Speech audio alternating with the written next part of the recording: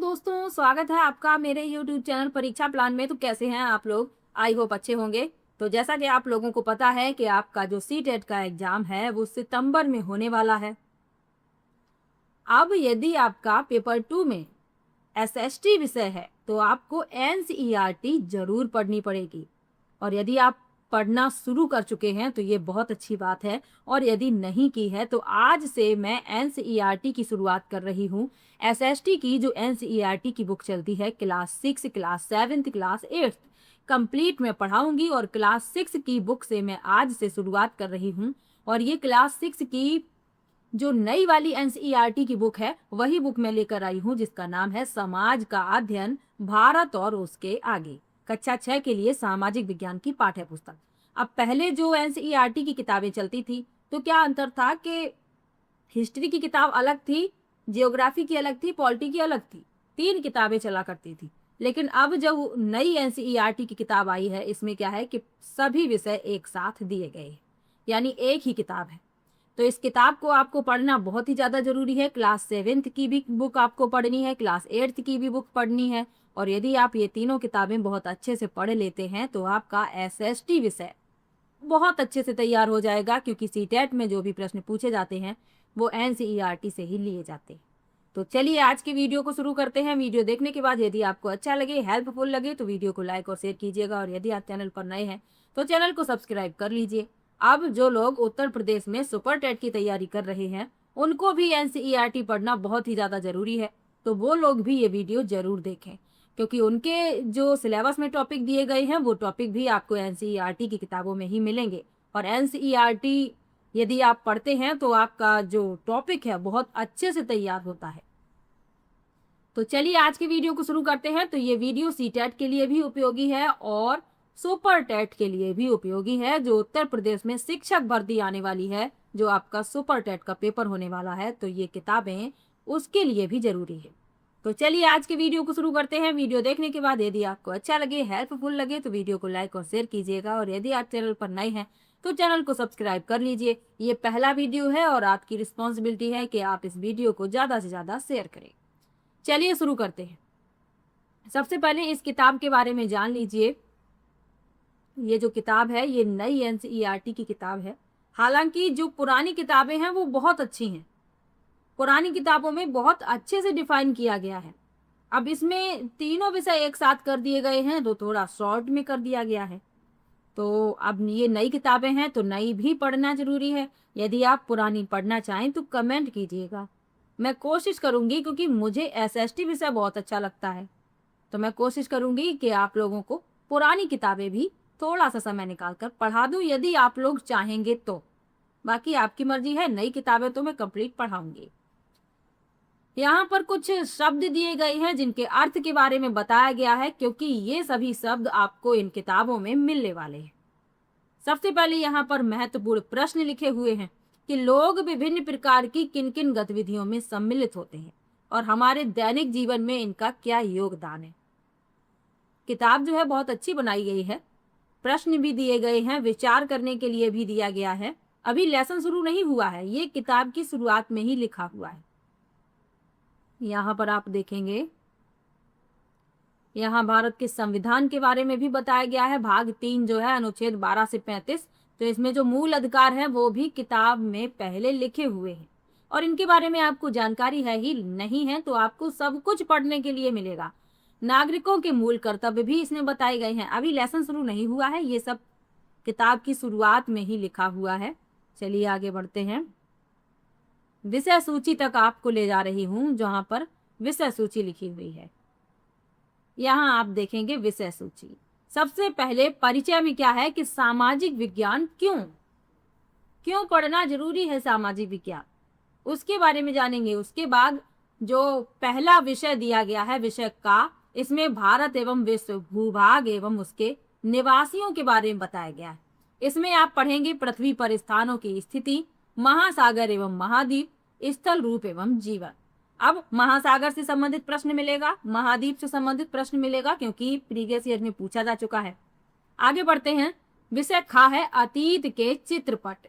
इसमें इतिहास की समय रेखा एवं उसके स्रोत, भारत अर्थात इंडिया और भारतीय सभ्यता का प्रारंभ। उसके बाद हमारी संस्कृति, विरासत एवं ज्ञान परंपराएं, तो भारत की सांस्कृतिक जड़ें, विविधता में एकता या एक में अनेक। उसके बाद विषय घ है शासन और लोकतंत्र, और ये आपके लिए मोस्ट इंपॉर्टेंट है।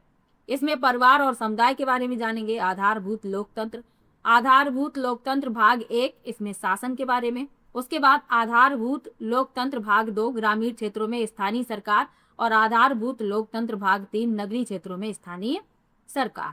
उसके बाद जो आखिरी विषय है वह है हमारे आसपास का आर्थिक जीवन, इसमें कार्य का महत्व, हमारे आसपास की आर्थिक गतिविधियां।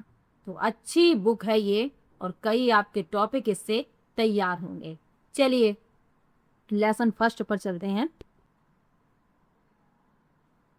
अब सबसे पहले जो प्रश्न दिया गया था, परिचय सामाजिक विज्ञान क्यों, इसके बारे में बताया गया है। सामाजिक विज्ञान क्यों? क्योंकि इससे आप, इसमें जो आप पढ़ेंगे, सबसे पहले जो विषय है वो तो आपको बता दिए हैं, क्या क्या आपको पढ़ना है, ये 5 विषय आपको बताए हैं। विषय का के बारे में अभी जो विषय सूची मैंने आपको दिखाई थी वही यहाँ पर इस फॉर्मेट में, इस चित्र में दर्शाई गई है। तो ये तो आपको बता ही दिया है क्या क्या आपको पढ़ना है।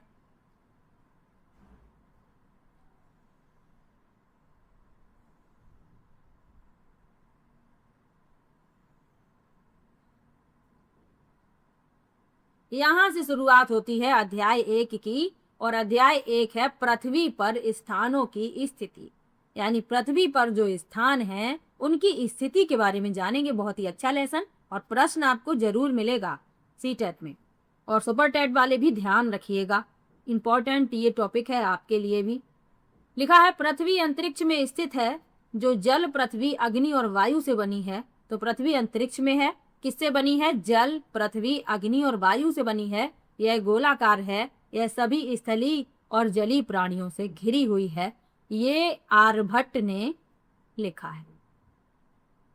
चलिए आगे बढ़ते हैं। यहाँ आप ये चित्र देख सकते हैं, जो चित्र यहाँ पर दर्शाया गया है, मानचित्र, ये देखेंगे आप। तो लिखा है, सबसे पहले महत्वपूर्ण प्रश्न लिखे हैं कि मानचित्र क्या है और हम इसका उपयोग कैसे करते हैं, इसके मुख्य घटक क्या है, निर्देशांक क्या है, पृथ्वी पर किसी स्थान को अंकित करने के लिए अक्षांश और देशांतर का उपयोग कैसे किया जाता है, देशांतर से स्थानीय समय और मानक समय कैसे संबंधित है। अब इन प्रश्नों के उत्तर आप इसी अध्याय में जानेंगे। लिखा है, कल्पना कीजिए, थोड़ा सा बड़ा करते हैं इसको।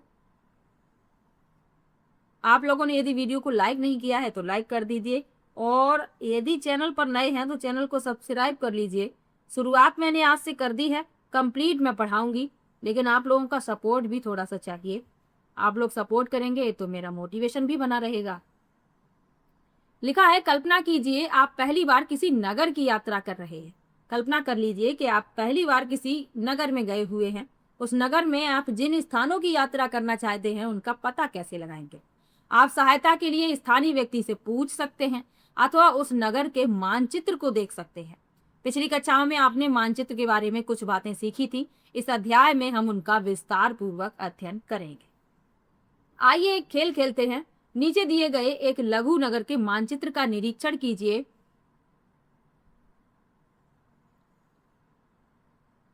कल्पना कीजिए आप रेलवे स्टेशन पर एक रेलगाड़ी से अभी अभी उतरे हैं और मानचित्र पर अंकित बैंक में जाना चाहते हैं। आप किस मार्ग से जाएंगे? क्या कोई अन्य संभावित मार्ग है? क्या आप इसी मानचित्र में सार्वजनिक उद्यान, विद्यालय, संग्रहालय का भी पता लगा सकते हैं? यदि आप बैंक से बाजार जाना चाहते हैं तो आप किस मार्ग को चुनेंगे? ऐसी परिस्थिति में ही एक मानचित्र उपयोग में आता है। अब यहाँ पर आप देखेंगे, ये थोड़ा सा छोटा करते हैं, आपको पूरा दिखाई देगा। अब यहाँ पर आप देखेंगे, ये है रेलवे स्टेशन।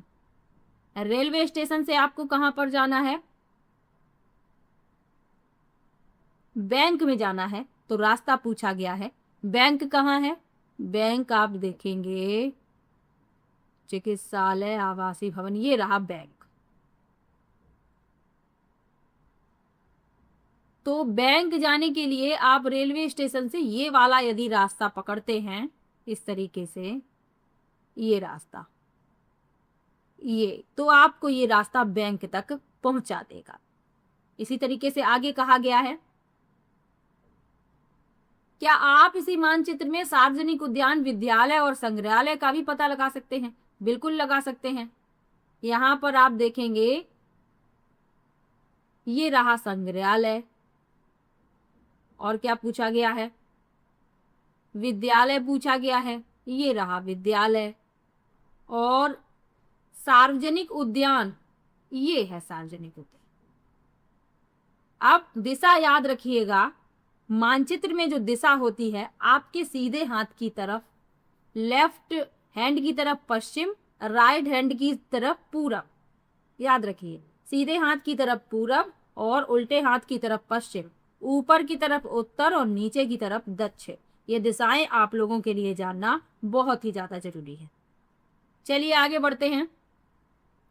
लिखा है, मानचित्र स्थानों का पता लगाने के लिए एक मार्गदर्शक की तरह होता है, जो यह दर्शाता है कि किसी स्थान की स्थिति कहाँ है और वहां तक कैसे पहुंचा जा सकता है। मानचित्र के दाईं कोने के शीर्ष पर स्थित 4 तीरों पर ध्यान दीजिए। हम आगे देखेंगे कि वे कैसे कुछ विशिष्ट दिशाओं को इंगित करते हैं और मानचित्र को समझने में अधिक सहायक होते हैं। अब ये बच्चों के लिए कुछ कार्य दिए गए हैं, हमें आगे पढ़ना है। चलिए, लिखा है, मानचित्र और उसके घटक, और यहीं से प्रश्न बनता है। ये इंपॉर्टेंट है आपके लिए। घटक, जो मानचित्र के घटक हैं, इनसे संबंधित प्रश्न पहले पूछा जा चुका है, तो आपको याद रखना है। लिखा है, हम इस साधारण उदाहरण से समझ सकते हैं कि मानचित्र किसी भी क्षेत्र का एक प्रतीकात्मक चित्रण या रेखांकन है। यह एक लघु क्षेत्र, एक वृहद क्षेत्र अथवा भारत जैसा एक अति विशाल देश या संपूर्ण विश्व का भी हो सकता है। ऐसा नहीं है कि मानचित्र सिर्फ एक छोटे क्षेत्र का हो, किसी बड़े विशाल क्षेत्र का भी मानचित्र हो सकता है। संपूर्ण विश्व का भी आप मानचित्र देख सकते हैं। भारत की स्थिति देख सकते हैं कि संपूर्ण विश्व के मानचित्र में भारत कहाँ पर स्थित है। आगे लिखा है, एटलस मानचित्रावली जिसे कहते हैं, मानचित्रों की एक पुस्तक या संग्रह है। जो एटलस होती है, इसमें कई प्रकार के मानचित्र होते हैं, यानी मानचित्रों का ये संग्रह होती है, मानचित्रों की एक पुस्तक होती है। आगे लिखा है, मानचित्र अनेक प्रकार के होते हैं।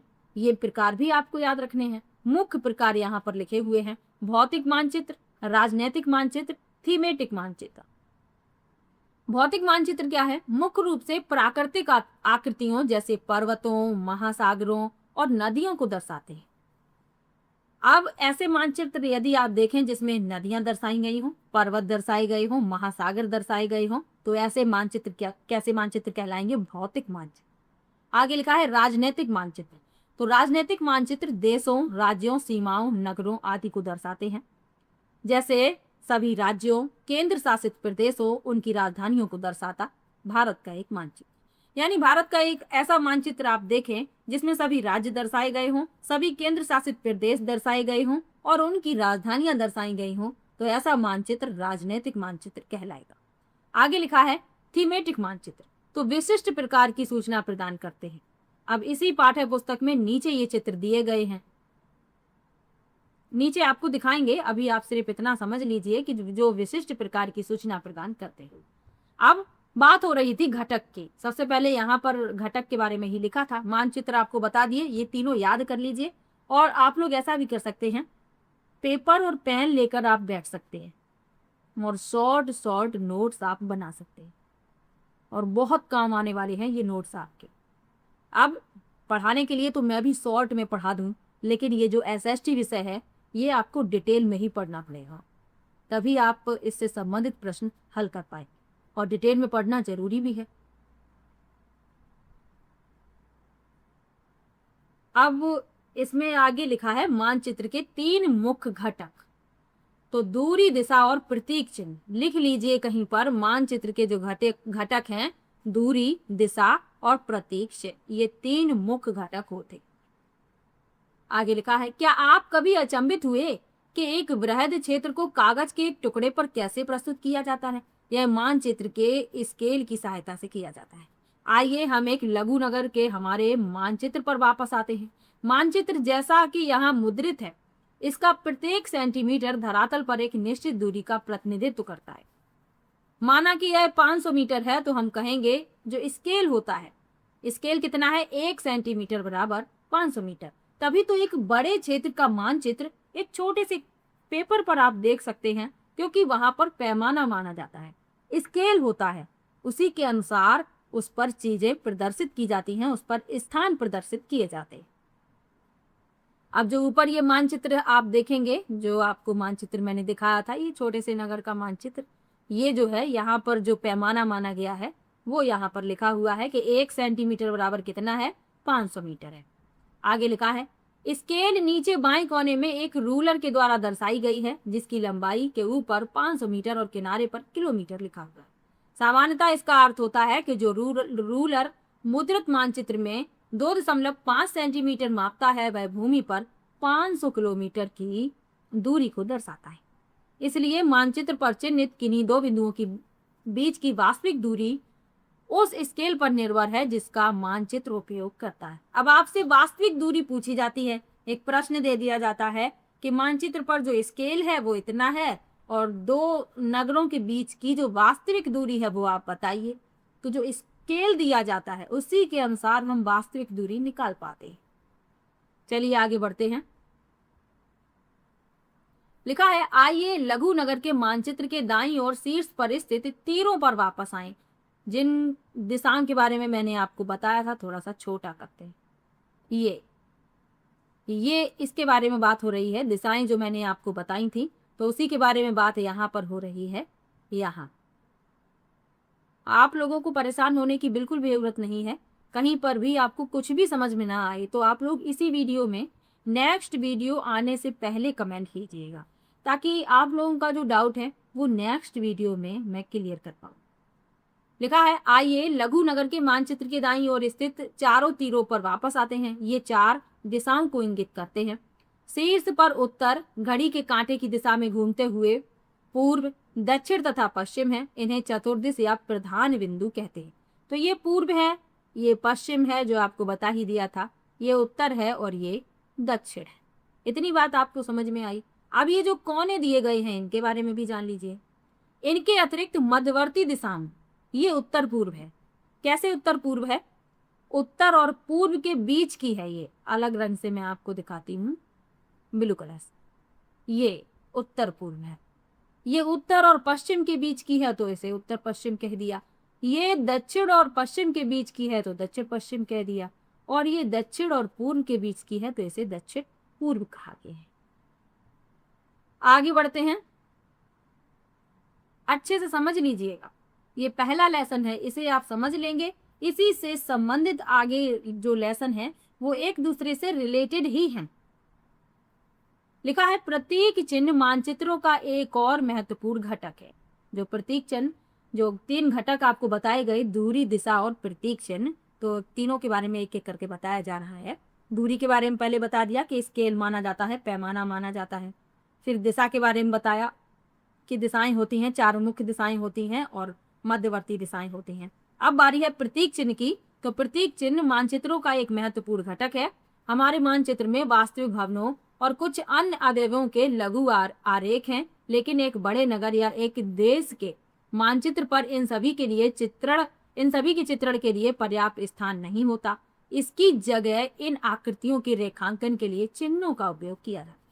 उदाहरण के लिए भवनों के विभिन्न प्रकारों जैसे रेलवे स्टेशन, विद्यालय, डाकघर, मार्गों, रेलवे लाइनों और नदी ताल या वन के प्रतीक चिन्ह। इस तरीके से मानचित्र पर उपलब्ध सीमित स्थान पर अनेक विवरण दर्शाई जाती है। विभिन्न उपयोगकर्ता मानचित्र को अधिक सरलता से समझे, इसके लिए मानचित्र निर्माता विशिष्ट प्रतीक चिन्हों का उपयोग करते हैं। विभिन्न देश प्रतीक चिन्हों के अलग अलग समुच्चय का उपयोग करते हैं। सरकारी निकाय भारतीय सर्वेक्षण विभाग ने भारत के मानचित्रों के लिए प्रतीक चिन्हों का एक संकलन निर्धारित किया है। उनमें से कुछ चयनित चिन्हों को पृष्ठ 11 के चित्र 1.2 में दर्शाया गया है। यहाँ पर आप देख सकते हैं, थोड़ा सा छोटा करते हैं, ये पृष्ठ 11 है। अब यदि आपको मानचित्र पर रेलवे लाइन दर्शानी है, बड़ी रेलवे लाइन दर्शानी है, तो इस तरीके का चिन्ह आप बनाएंगे। छोटी दर्शानी है और रेलवे स्टेशन दर्शाना है तो इस तरीके का चिन्ह आपको मिलेगा। ये चिन्ह याद रखिएगा, समझ लीजिएगा इनके बारे में। सड़कें, यदि पक्की सड़क है तो इस तरीके से आप दर्शाएंगे और कच्ची सड़क है तो इस तरीके से आप पहचान भी पाएंगे। ये चिन्ह याद रखिए। सीमा, यदि अंतरराष्ट्रीय सीमा है तो इस तरीके से। राज्य की सीमा है तो इस तरीके से देखेंगे, थोड़ी छोटी है, ये थोड़ी बड़ी है। और जिला की सीमा है तो इस तरीके से, इसमें पॉइंट नहीं है। नदी तो आप स्पष्ट रूप से पहचान पाएंगे कि ये नदी है। कुआं इस तरीके से दर्शाया जाता है, तालाब इस तरीके से, नहर और सेतु ये आप देख सकते हैं इस तरीके से ऐसे। ये क्या है? ये पुल दर्शा रहा है। सेतु माने क्या होता है? पुल। मंदिर, आप यदि आपको पहचानना है किसी मानचित्र में मंदिर कहाँ है तो इस तरीके का चिन्ह आप देखेंगे। गिरजाघर में इस तरीके का, मस्जिद में इस तरीके का और छतरी में इस तरीके का। डाकघर तो PO आपको लिखा हुआ मिलेगा। डाक एवं टेलीग्राफ कार्यालय तो PTO और पुलिस स्टेशन तो PS। बस्तियां यदि दर्शाई गई हों तो इस तरीके से बस्तियां दर्शाई गई होंगी और कब्रिस्तान इस तरीके से, वृक्ष इस तरीके से और घास इस तरीके से। तो इन चिन्हों के बारे में आपको याद रखना है। चलिए आगे बढ़ते हैं। अब पृथ्वी के मानचित्रण के बारे में बताया जा रहा है। पहले आपको मानचित्र के बारे में बता दी गई सभी महत्वपूर्ण बातें, अब पृथ्वी के मानचित्रण के बारे में पढ़ लेते। लिखा है पृथ्वी का मानचित्रण कुछ अधिक कठिन है क्योंकि हमारे ग्रह का आकार चपटा नहीं है। इसकी आकृति लगभग गोलाकार है। अब पूर्ण रूप से गोल भी नहीं है, ये बात भी आप जानते हैं, क्योंकि जो पृथ्वी है वो ध्रुवों पर, आगे लिखा है हम लगभग इसलिए कहते हैं, लगभग गोलाकार क्यों कहा गया है, लगभग क्यों लगाया गया है, क्योंकि ये पूर्ण गोलाकार नहीं है। ध्रुवों पर कैसी है? थोड़ी चपटी है और पूर्ण रूप से इसको चपटा भी नहीं कहा जा सकता है, तो ये भी याद रखिए। यानी पूर्ण रूप से ये गोल भी नहीं है, लगभग गोलाकार है क्योंकि ये ध्रुवों पर थोड़ी चपटी है। हम इसे व्यवहारिक दृष्टि से गोलाकार मानेंगे। कागज के एक समतल पृष्ठ पर एक गोलाकार वस्तु को यथावत चित्रित करना संभव नहीं है। ऐसा क्यों है? इसे समझने के लिए एक संतरे को इस प्रकार छीलिए कि आपके पास उसके छिलकों के केवल 3 या 4 टुकड़े हों। इसके बाद एक मेज पर उन्हें चपटा करने का प्रयास कीजिए। आप पाएंगे कि किनारों को तोड़े बिना आप यह नहीं कर सकते। एक तरीका बताया गया है कि संतरे के छिलकों को आप यदि इस तरीके से एक कागज के टुकड़े पर फैलाते हैं तो उन्हें आप चपटा करने का यदि प्रयास करते हैं तो आप पाएंगे कि किनारों को तोड़े बिना आप यह नहीं कर पाएंगे। लिखा है अब एक ग्लोब पर विचार कीजिए। ग्लोब आप सभी लोगों ने देखा होगा, एक गोल आकृति जैसा होता है और उस पर एक मानचित्र बनाया गया है। ये आप यहाँ पर ग्लोब देख सकते हैं। यह पृथ्वी, चंद्रमा, मंगल ग्रह, तारों और तारामंडल आदि का भी एक मानचित्र हो सकता है। इस पृष्ठ पर दिए गए प्रथम चित्र पर दर्शाई गई वह भौतिक वस्तु जो गोलाकार है, सामान्यतः धातु, प्लास्टिक या कार्डबोर्ड से बनी होती है। हम यहाँ पृथ्वी के भूगोल का प्रतिनिधित्व करने वाले ग्लोब का अध्ययन करेंगे, यानी हम उस ग्लोब का अध्ययन करेंगे जिस पर पृथ्वी का प्रतिनिधित्व किया गया। पृथ्वी के भूगोल का आगे लिखा है चूंकि ग्लोब और पृथ्वी का आकार एक समान होता है। जो ग्लोब है ये पृथ्वी का ही छोटा सा स्वरूप है। आगे लिखा है चूंकि ग्लोब और पृथ्वी का आकार एक समान है इसलिए एक ग्लोब किसी समतल मानचित्र की तुलना में पृथ्वी के भूगोल का बेहतर प्रतिनिधित्व करता है। आइए इसकी कुछ विशेषताओं का पता करें। लिखा है निर्देशांक को समझना। कुछ विशेषताएं हैं इसकी, इनके बारे में बताया गया है। सबसे पहले समझेंगे निर्देशांक। लिखा है किसी नगर या कस्बे के एक बड़े बाजार की कल्पना कीजिए जिसमें सीधी पंक्तियों में समान आकार की दुकानें हैं। आप बाजार में एक स्टेशनरी की दुकान पर अपने मित्र से मिलना चाहते हैं, लेकिन आपका मित्र यह नहीं जानता कि दुकान कहाँ पर है। आप उसे इस प्रकार निर्देश देंगे। लिखा है प्रवेश द्वार से 5वीं पंक्ति की 7वीं दुकान पर शाम 6 बजे मुझसे मिले। इससे आपका मित्र आपकी सही स्थिति को निर्धारित कर पाएगा। अब शतरंज के पटल पर विचार करें। ये शतरंज का पटल आप देख पा रहे हैं यहाँ पर। लिखा है आगे बढ़ने वाले खिलाड़ी की चालों को दर्ज करने के लिए मुख्य खानों पर अक्षर का से जा तक और दोनों ओर के बीच अंक 1 से 8 तक लगाए जाते हैं। इस साधारण प्रणाली से खिलाड़ी प्रत्येक वर्ग को अंकित कर पाते हैं और प्रत्येक चाल चिन्हित करते हैं। यहाँ पर सफेद पक्ष की रानी के सामने वाले प्यादे को 2 चाल आगे बढ़कर खेल का आरंभ किया गया। अतः प्यादा घा 2 से घा 4 की ओर आगे बढ़ा है। ये आप यहाँ पर देख सकते हैं। ये नंबर दिए गए हैं इधर का खा गा घा लिखा हुआ है, इधर 1 2 3 4 5 लिखे हुए। अब ये जो आप देखेंगे ये यहाँ से चला है और कितने प्यादा घा से घा 2 से घा 4 की ओर बढ़ा है।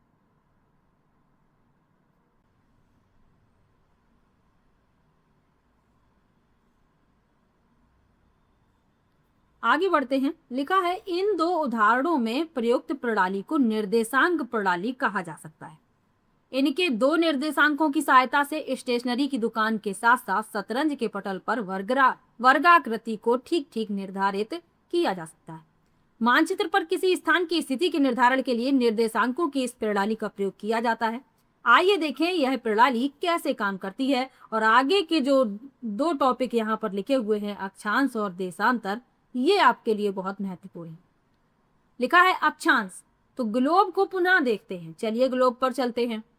ये रहा ग्लोब, ये आपने देख लिया ग्लोब। चलिए अब आगे पढ़ते हैं क्या लिखा हुआ है। इस पर उत्तर ध्रुव और दक्षिण ध्रुव की पहचान करना सरल है। ग्लोब को घुमाइए। जब यह घुमाया जाता है तो ऊपरी और निचले स्तर पर स्थित बिंदु 2 ध्रुव है। ये जो बिंदु आप देख रहे हैं ग्लोब पर, ये क्या है? ये 2 ध्रुव है। आप सभी लोगों ने ग्लोब देखा होगा, नहीं देखा है तो इस चित्र में देख लीजिए। इनके मध्य में भूमध्य रेखा और भूमध्य रेखा को ही विषुवत रेखा कहा जाता है, तो आपको कंफ्यूज नहीं होना है। तो इनके मध्य में भूमध्य रेखा होती है, उस वृत्त को पहचानिए जो इसे चिन्हित करता है। आगे बढ़ते हैं। नीचे आपको डिटेल में यहाँ पर चित्र दिए गए हैं, डिटेल में लिखा भी है। कल्पना कीजिए आप भूमध्य रेखा पर खड़े हैं और दोनों ध्रुवों में से किसी एक ध्रुव की ओर यात्रा कर रहे हैं। ऐसा करते समय भूमध्य रेखा से आपकी दूरी बढ़ती जाएगी। अक्षांश भूमध्य रेखा से इसी दूरी को मापता है। जैसे आप भूमध्य रेखा पर खड़े हैं और दोनों ध्रुवों में से किसी एक ध्रुव की ओर यात्रा करना चाहते हैं, तो जब आप किसी ध्रुव की ओर जाएंगे तो आपकी जो दूरी है भूमध्य रेखा से बढ़ेगी। तो अक्षांश भूमध्य रेखा से इसी दूरी को मापता है। आप इस यात्रा के किसी भी बिंदु पर एक काल्पनिक रेखा खींच सकते हैं जो भूमध्य रेखा के समानांतर पूर्व से पश्चिम की ओर जाती है।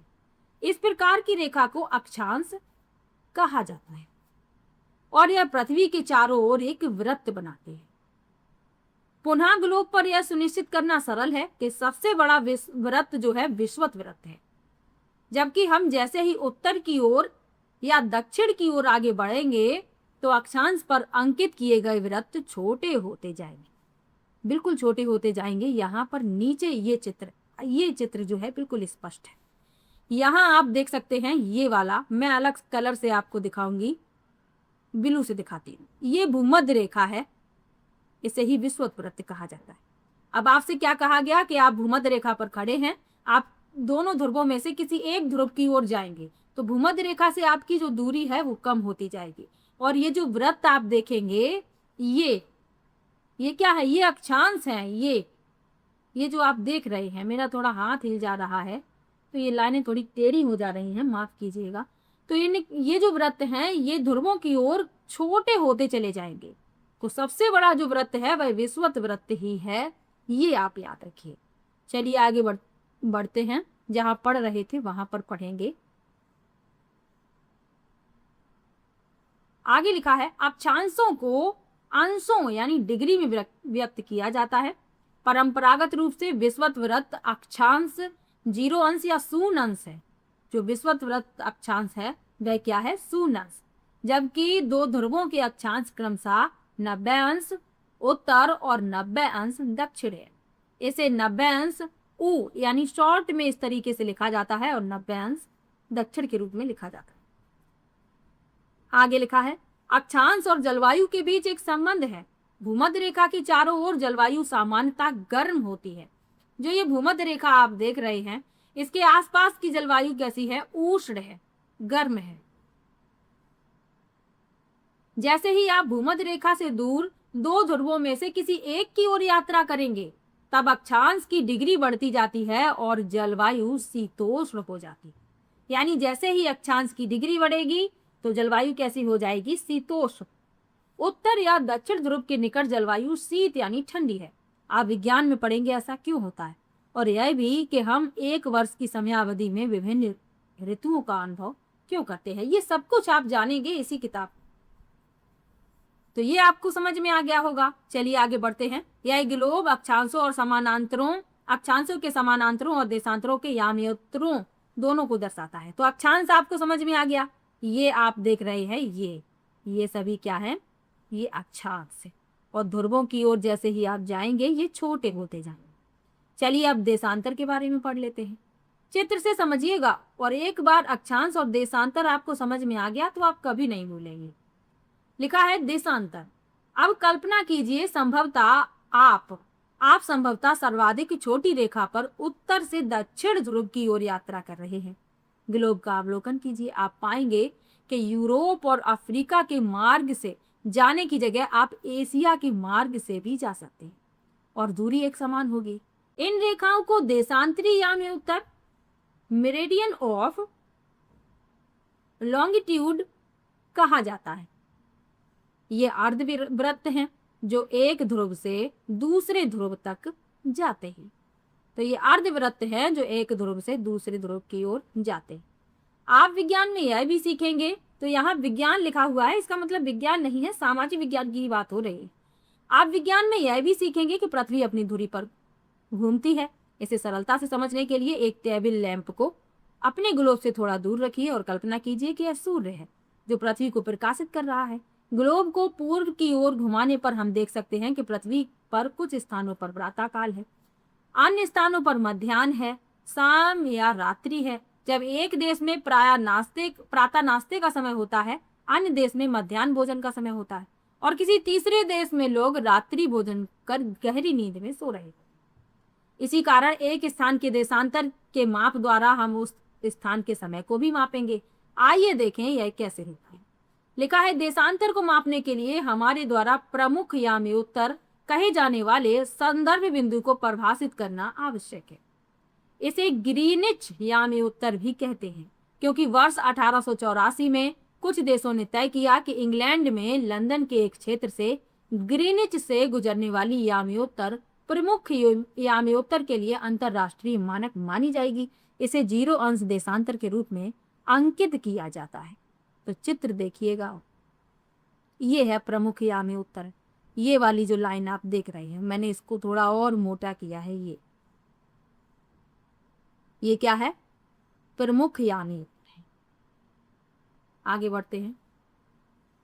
यदि आप ध्रुवों में से किसी एक ध्रुव की ओर यात्रा करते हैं तो जिस प्रकार अक्षांश भूमध्य रेखा से दूरी का एक माप है, उसी प्रकार यदि आप भूमध्य रेखा के साथ साथ यात्रा करते हैं तो देशांतर प्रमुख यामियोत्तर से दूरी का एक माप है। देशांतर को भी डिग्री में मापा जाता है। पश्चिम हो या पूर्व, इसका मान 0 अंश से 180 अंश तक बढ़ता है। इसमें पश्चिम के लिए पा और पूर्व के लिए पू और एक बिंदी रखी जाती है, वर्णों को जोड़ा जाता है। उदाहरणतः पूर्णांक का उपयोग करते हुए न्यूयॉर्क का देशांतर 74 अंश पश्चिम है, जबकि दिल्ली का 77 अंश पूर्व और टोक्यो का 140 अंश पूर्व है। आगे लिखा है, यहाँ एक महत्वपूर्ण तथ्य लिखा हुआ है, ध्यान रखने के लिए भी कहा गया है और ये पढ़ना जरूरी है। जैसा कि आप देशांतर के यामियोत्तर को ग्लोब पर देख सकते हैं, 180 अंश पश्चिम और 180 अंश पूर्व एक ही देशांतर है। तो ये एक ही देशांतर है, 180 अंश पूर्व और 180 अंश पश्चिम। इसलिए इस देशांतर को पश्चिम या पूर्व ना लिखकर 180 अंश ही लिखा जाता है, क्योंकि ये एक ही है। आगे लिखा है, अक्षांश और देशांतर मिलकर एक स्थान के 2 निर्देशांक होते हैं। इनके साथ आप अब पृथ्वी पर किसी भी स्थान का पता लगाने में सक्षम हैं। इस प्रकार जब यह कहा जाता है कि दिल्ली 29 अंश उत्तरी अक्षांश और 77 अंश पूर्व देशांतर पर स्थित है, तो इसे आप भली भांति अब समझ सकते हैं। यद्यपि यह डिग्री अनुमानिक रूप से पूर्ण है, किंतु सटीक नहीं। आगे लिखा है, पृष्ठ 14 पर चित्र 1.3 में नीली रेखाएं ग्लोब पर अक्षांश और देशांतर के यामियोत्तर को दर्शा रही। ये जो नीली रेखाएं आप देख रहे हैं, ये क्या दर्शा रही हैं? यामियोत्तर पर ये जो पतली पतली सी नीली रेखाएं हैं।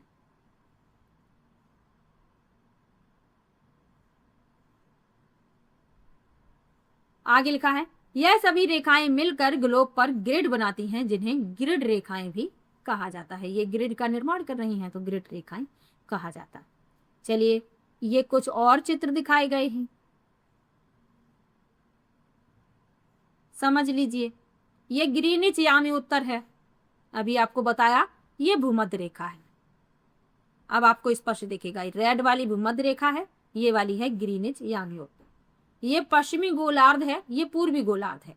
ये वाली रेखा है पृथ्वी को दो भागों में बांट रही है, एक पश्चिमी एक पूर्वी। और जो ये भूमध्य रेखा है ये इस तरीके से पृथ्वी को बांट रही है, उत्तरी गोलार्ध और दक्षिणी गोलार्ध। इतनी बात समझ में आई होगी। चित्र में नीचे जो दर्शाया गया है वो नीचे लिखा हुआ है। यह चित्र दर्शाता है कि प्रमुख यामी उत्तर पृथ्वी को पश्चिमी गोलार्ध और पूर्वी गोलार्ध में, जबकि भूमध्य रेखा उत्तरी और दक्षिणी गोलार्ध में विभाजित करती है। इतनी बात समझ में आई होगी। चलिए आगे बढ़ते हैं। वास्तव में ग्रीनिच यामी उत्तर पहली ज्ञात प्रमुख यामी उत्तर नहीं है। अतीत में अन्य प्रकार के यामी उत्तर भी थे। वास्तव में यूरोप से अनेक शताब्दियों पूर्व भारत की स्वयं की एक प्रमुख यामी उत्तर थी, जिसे मध्य रेखा कहा जाता था। तो भारत के पास स्वयं की एक प्रमुख यामी उत्तर थी जिसे कहा जाता था मध्य रेखा, और यह उज्जैनी यानी वर्तमान उज्जैन के मध्य से गुजरती थी। उज्जैन अनेक शताब्दियों तक खगोल विद्या का एक प्रतिष्ठित केंद्र रहा है। लगभग 1500 वर्ष पूर्व प्रसिद्ध खगोलविद वराह मिहिर भी यहाँ रहे और उन्होंने अपना कार्य किया। भारतीय खगोलविद शून्य और प्रमुख याम्योत्तर सहित अक्षांश और देशांतर से परिचित थे। उज्जैनी याम्योत्तर सभी भारतीय खगोलीय ग्रंथों में गणनाओं के लिए एक प्रमुख संदर्भ बन गया था। इस मानचित्र में उज्जैनी याम्योत्तर के निकट के कुछ प्राचीन शहरों को दर्शाया गया है। कुछ शहर इसके अत्यधिक निकट हैं, जबकि कुछ अन्य दूरी पर हैं। ऐसा इसलिए देशांतर को मापने के लिए सही समय रखना आवश्यक है, और यह वर्तमान की तुलना में अब उतना सटीक नहीं है। तो ये दर्शाया गया है जो भारत की अपनी खुद की जो यामी उत्तर थी, तो ये दर्शाया गया है। तो ये प्राचीन नगर जो आप देख रहे हैं, ये कुरुक्षेत्र है, रोहतक है, मालबंगरा नगर, उज्जैनी, ये क्या है? ये प्राचीन शहर है। महेशमती, महेश्वर जिसे कहते हैं, और आधुनिक नगर ये इस तरीके से दर्शाए गए हैं। इनको मैं अलग रंग से दिखाऊंगी। ये हैं आधुनिक नगर, कोलकाता, चेन्नई, बंगलुरु, मुंबई, और यहाँ ये वाला भी एक प्राचीन ही है, कन्याकुमारी। तो उज्जैनी प्रमुख याम्योत्तर का प्राचीन खगोल विद्या में उपयोग किया जाता था। वृत्त से अंकित किए गए नगरों का खगोलीय ग्रंथों में उल्लेख किया गया है जो इस याम्योत्तर पर है। तो जो वृत्त द्वारा जो अंकित है, जो प्राचीन नगर हैं, उनका खगोलीय ग्रंथों में उल्लेख है। यहाँ आप ये वाला मानचित्र देख सकते हैं। थोड़ा सा छोटा करते हैं, आपको पूर्ण रूप से दिखाई देगा स्पष्ट। लिखा है, भारतीय सर्वेक्षण विभाग द्वारा प्रकाशित यह मानचित्र अक्षांशों और देशांतर के याम्योत्तर के कुछ समानांतरों के साथ दर्शाया गया है। भारत का अक्षांश लगभग 8 अंश उत्तर से 37 अंश उत्तर तक फैला हुआ है, और देशांतर लगभग 68 अंश पूर्व से 97 अंश पूर्व तक फैला हुआ है।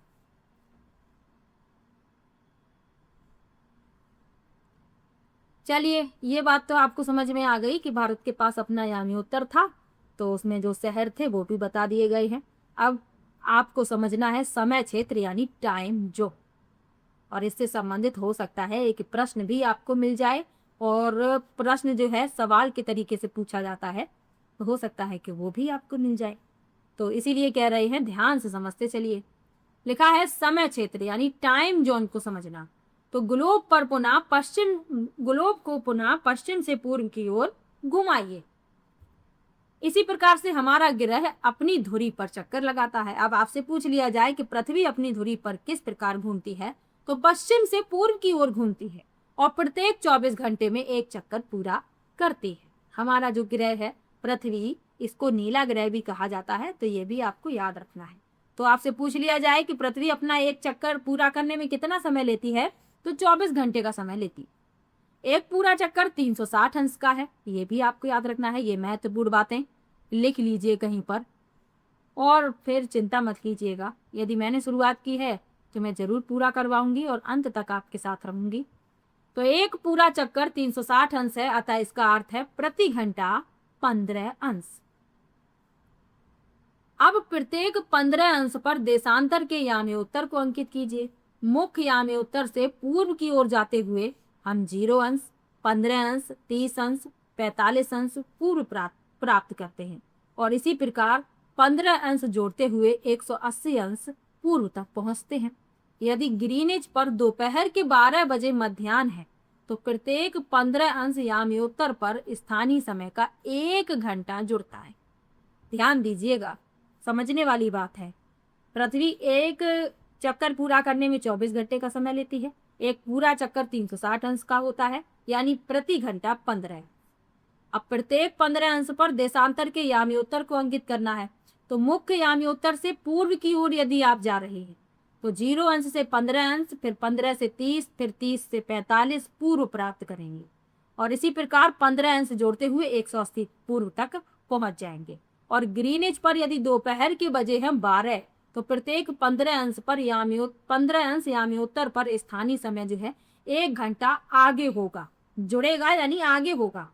तो यदि 15 अंश पूर्व पर दोपहर का 1 बजे का समय है तो 30 अंश पूर्व पर कितने बजेंगे? दोपहर के 2। 15 अंश आप बढ़ाएंगे तो 1 घंटा उसमें ऐड कर। इसी क्रम में समय आगे बढ़ता है, लेकिन पश्चिम की ओर जब आप जाते हैं तो क्या होता है? समय घटता है, बिल्कुल विपरीत होता है। तो यही लिखा हुआ है कि पश्चिम की ओर जाने पर इसके विपरीत होता है। यदि 15 अंश पश्चिम पर स्थानीय समय प्रातः 11 बजे का है तो 30 अंश पश्चिम पर प्रातः 10 बजे है। तो इतना अंतर आपको याद रखना है। पूर्व में जाने पर समय बढ़ता है और पश्चिम में जाने पर समय घटता है। इतनी बात आपको समझ में आ गई होगी। यही यहाँ चित्र के माध्यम से दर्शाया गया।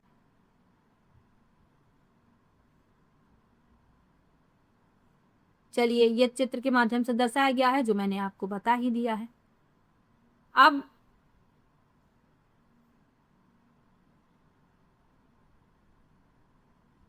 आगे लिखा है, इस विधि का पृथ्वी पर किसी भी स्थान के स्थानीय समय की गणना करने में उपयोग किया जाता है, लेकिन यह विधि किसी देश के अंदर अनेक स्थानीय समयों के उपयोग के संदर्भ में उचित नहीं होगी।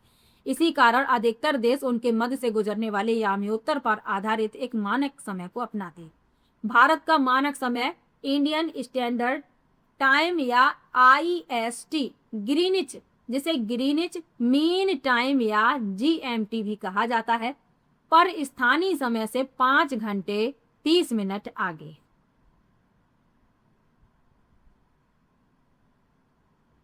तो भारत का जो मानक समय है ग्रीनिच पर स्थानीय समय से कितना आगे है? 5.5 घंटे आगे है।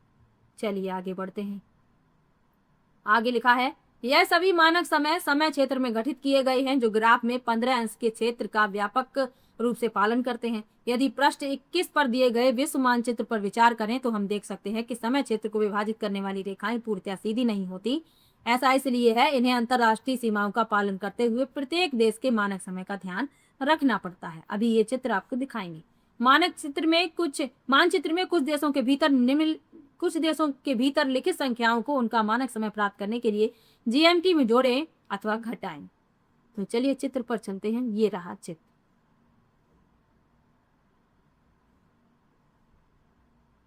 पृष्ठ 21, यही है पृष्ठ 21। तो ये जो आप लाइनें देख रहे हैं तो ये सीधी नहीं है। क्यों नहीं है? यही तो यहाँ पर लिखा हुआ है कि ये सीधी नहीं है, क्योंकि अंतरराष्ट्रीय सीमाओं का इन्हें पालन करते हुए प्रत्येक देश के मानक समय का ध्यान रखना पड़ता है। तभी तो ये टेढ़ी हैं। देख लीजिए, आप किसी भी लाइन को आप देखेंगे पूर्ण रूप से सीधी नहीं। चलिए आगे बढ़ते हैं। ये भारत है, ये भारत आप अपना देख सकते हैं यहाँ पर, और ग्रीनिच से इसका समय जो है कितना आगे है? 5.5 घंटे।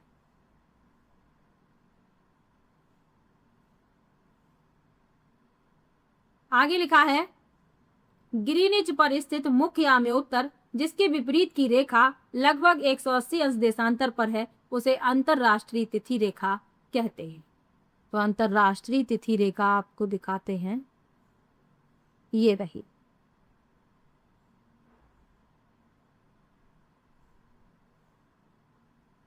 ये है अंतरराष्ट्रीय तिथि रेखा।